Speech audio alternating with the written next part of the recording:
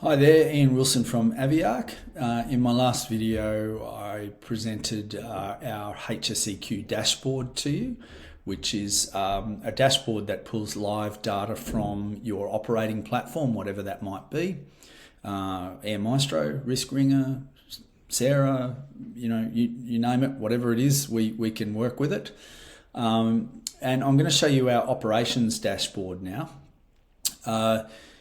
The operations dashboard is you can get to it from the HSEQ dashboard or the fatigue management system dashboard, and you can also link straight to your Air Maestro site or your Risk Ringer site or wherever you're collecting the information.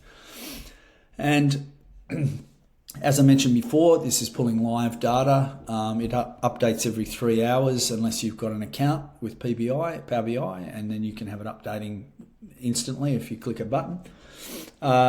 And we build, so what we do in your platform is build data points within the operational elements of your platform to allow us to create meaningful comparisons that include that live data. We have flight records, fuel records, we've got rosters, timesheets, maintenance, personnel recency, company recency, and it's all at the touch of a button, so you don't have to drill into your platform, find the information, collect it, stick it in a spreadsheet, make a comparison with another spreadsheet, create some diagrams. That's a thing of the past. It's all in front of you, and we can customize this to whatever you want and need. So, for example, flight records collects information from an Air Maestro point of view. It collects information from the flight records section of the operations part of the platform. I think in a previous video when I showed you how we set that up, we've created a bunch of data points that allow us to collect information on fatigue, fuel use, aircraft use versus client, aircraft type, on chocks, off chocks, on box, off, airborne, landed times, anything you want we can build in there. And that information is fed to aircraft total time in service, and it's also fed to timesheets. So it's a one-stop location. We catch the pilot in the 10 minutes at the end of their shift. We get them to enter all the data into the system, and this is the outcome. So you've got this at your fingertips on the desk in front of you. And it saves a lot of admin time for your senior managers. So, for example, when we talk to a HAMC or a head of engineering about what they do in their working week, I remember going into one client and the HAMC told me that they spend at least an hour a day collating information regarding aircraft usage and fuel usage, taking it out of, say, AeroTrack, putting it into a spreadsheet and presenting it to the accountable executive or the CEO upline. And so they were spending 7 hours a week doing that work, nearly one full day. So we built this system for them, and it gave the HAMC back a full day of work. And that's just one of the areas of the business in which we save you administration time by doing this for you, or creating platform structure that feeds this information into relevant comparisons. Bearing in mind we can do anything you want, this is the way we structure our initial dashboard. We can drill in by date range. So just look at 2025. We can look at specific aircraft registration. We can clear that and just look at specific aircraft type. Let's have a look at the Cessna 182. And we can look at that by base. So if I remove the aircraft type and I just say, okay, I want to look at all the flight record data that's coming out of Lake Avella in 2025, but actually I don't want the whole of 2025, I only want quarter 3. Nothing's happening in quarter 3. What about quarter 4? No, quarter 2. Let's have a look at quarter 2 in Lake Avella. And I only want to see a particular flight task. So we've got task 2 and task 8. Just show me task 8. I can see we've got one flight record for that work in that base. We've done one flight hour, one MR hour, one sector, and it was an average of 0.6. Let's clear filters and go back to the total information. So we can, extremely useful information: hours by base, hours by aircraft type, hours by aircraft rego, maintenance release hours by aircraft type and task category. And if you're a chief pilot or a head of engineering or a HAMC or a business owner, you'll know how valuable this is to you. You've got your finger on the pulse of your equipment, what it's doing, when it's doing it, and where, and you don't have to drill into your platform to find it. It's just all here for you. Fuel records, same logic, and what we can do is we feed in a planned fuel flow, we collect data that indicates average fuel flow, and it all comes from that flight records sheet, as an example, in the Air Maestro platform. We can look at it as statistics, or we can look at it as flow trend. We can look at a particular aeroplane. So when CASA come along and ask you, show me how you're monitoring your fuel usage for a particular aircraft, you don't have to dig around in the drawer for a bunch of pieces of paper or dig around in your platform and try and prove something. It's all here for you. Let's have a look at it for Q1 2025. I want to see it for aircraft 10. How much fuel did we use in that period of time, and doing what? What did we do in that aeroplane? Well, we only did task 2. So, and let's have a look at a peak position. What's the gap between planned fuel flow and average fuel flow on that day, and why? So, fantastic information at your fingertips, saves you an enormous amount of time digging around to try and find it. We transport the roster into this dashboard just for ease of access, really, I think. So it becomes a one-stop location. You don't have to go into the platform to find the roster, pull it out and have a look. It's all in front of you. And you can filter much more easily here than you can within the platform itself when you're looking for who did what, when and where, or who's going to do what, when and where. So great stuff for a pilot, for a chief pilot. We can look at timesheet data, so shift type versus duty hours percentage, task type versus flight hours. We can look at a particular person, that all of these pilots are surnamed Blogs, interestingly, but we can look at Blogs 30 and see what Blogs 30's been doing. He's been doing these types of operations, and this is his shift type versus duty hours. This is total duty hours for all the last 32 months. I only want to see what he's done in what he did in Q1 of 2025. So Blogs did 600 hours, Blogs 30, did 600 hours, 39 flight hours, not a fantastic ratio, and instrument flight and 2 discretion reports. So busted some fatigue management limitation twice while operating. We can look at rostered versus actual. So what have people been doing as opposed to what they were rostered for. So that's timesheets. Maintenance depends a lot on the HAMC and how willing they are to enter data into particular platforms. Most organisations, at least in Australia, use AeroTrack, and more broadly afield use CAMP or something like that for aircraft maintenance management. So we can extract data from those platforms. It comes out in a CSV or an Excel format. As long as we can drop that into say a SharePoint file, we can grab that data, bring it into the dashboard and make comparisons against pilot input data from your flight record sheet or your timesheets or wherever else it's coming from. So let's have a look, for example, at, I'll just see if I can find, okay, let's have a look at this airplane. Aircraft number 30. It's provided the HAMC is okay with entering maintenance release parameters into, for example, the Air Maestro aircraft section, which is quite easy to do. And once it's done once, it doesn't have to be done again.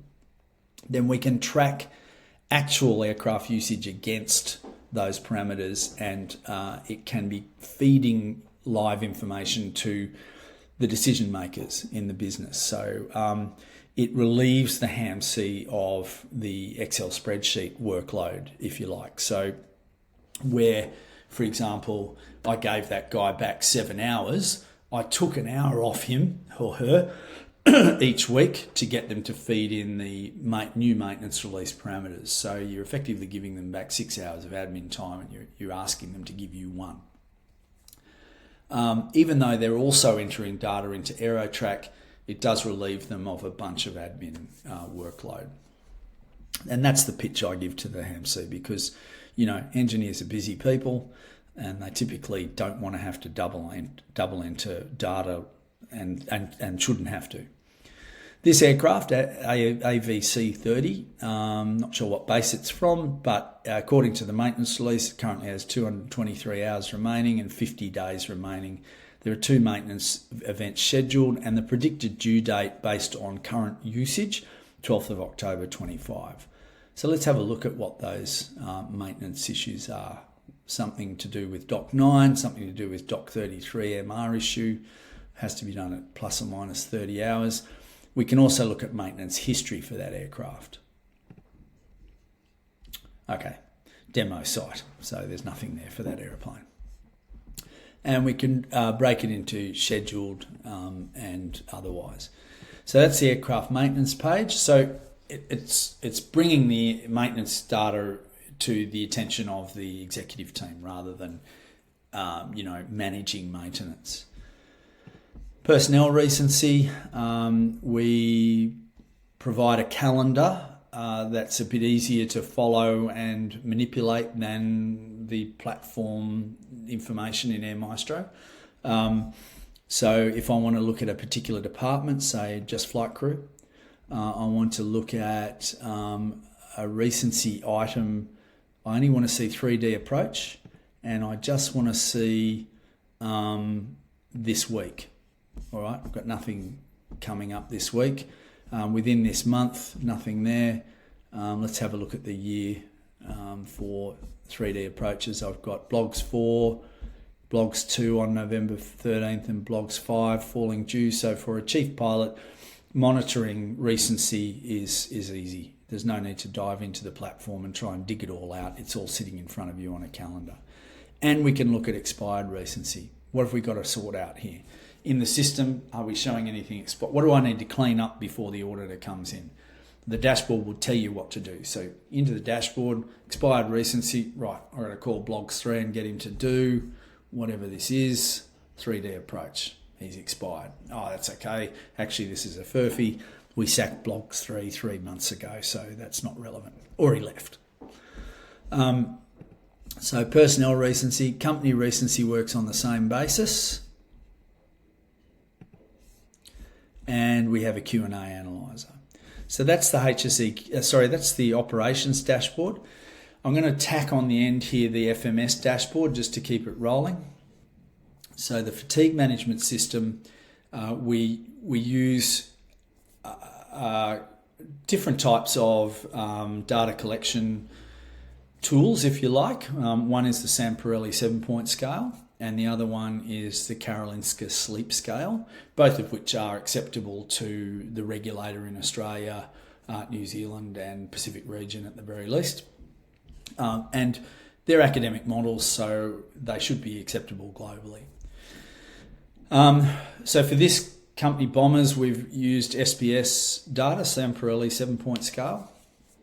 And how we catch that data is we get the pilot to, or the engineer, if you're running a Part 145 engineering organisation, to enter their fatigue rating for themselves at the start of the shift and at the end of the shift. And when I say the end of the shift for the pilot, I either mean top of descent, we measure it there, or we measure it at chocks on. We don't measure it at the end of the duty time. So we know how they felt when they shut the aircraft down or when they started their final descent. What we do then is we make sure we build in advice to the operations, to the exposition that says, okay guys, if you are in flight and you hit an SPS reading of 6 in flight, or 5 even, but certainly if you hit 7, you need to declare an emergency and divert to the nearest airport. That's how serious this is. So don't come back to us at the end of your shift filling in your fatigue rating and put in a 7 when you hit the chocks, because we're going to start asking questions and you're going to need to put a report in, unless that's actually how you feel. If that's how you feel, we want to know why, because this is extreme. This is an extreme risk to the operation. As I think I mentioned in one of my previous videos, you read any accident report, incident report, or any academics around how that information's gathered, stress and fatigue will be right up there as causal in most accidents. Somewhere, it's going to be in there somewhere. So we need to monitor this stuff. But we need to keep it under control, and that's why we have an entry in the exposition that tells people what it means if you put a 5 into the system or a 3. So we analyse the data, we bring it into the dashboard, and we split it into comparison areas. So SPS change by flight crew member, we can look at that. We can look at N-score average by flight crew member. Hours actually conducted in terms of duty or flight hours per flight crew member. And this is really great retrospective information for incident investigation as well. We can track what someone was doing. And in terms of predictive monitoring, we can, as long as we get into this system and check it, we can see how individual pilots are functioning in individual bases. So let's have a look at a particular base, base 3. What's the fatigue situation in base 3? I only want to see a date range of here to here. All right, we're not even there yet, so let's go back here to here only. I only want to see that date range. And this is giving me predictive information for the next month or so. So SPS average by base. SPS start, Samparelli 7-point scale start. The average was 1 at the start, so people are well rested before they start work, and the average at the end was 1.2. So the work itself has not been overly fatiguing in that date range at that base. We can drill in by flight crew member ID. We can drill in by shift type. So fantastic fatigue monitoring data. Now what you'll find in Air Maestro and some other platforms is what's called a FADE score, and I can't remember what FADE stands for, but a FADE score tells you how you should feel based on how much rest you've had. So, whilst that's interesting information, what we want to know is how people actually feel when they start work and how they actually feel at the end of their shift. And this satisfies the compliance requirements, but it also tells us about our people and tells us where there are safety concerns in association with certain types of work in certain bases or with certain individuals that needs following up. So great fatigue data.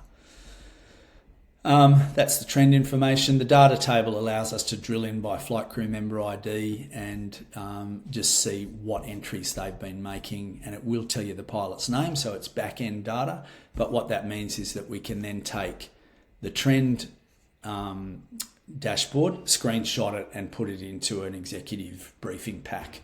So that you're not having to dig around for that information every month. It's there automatically.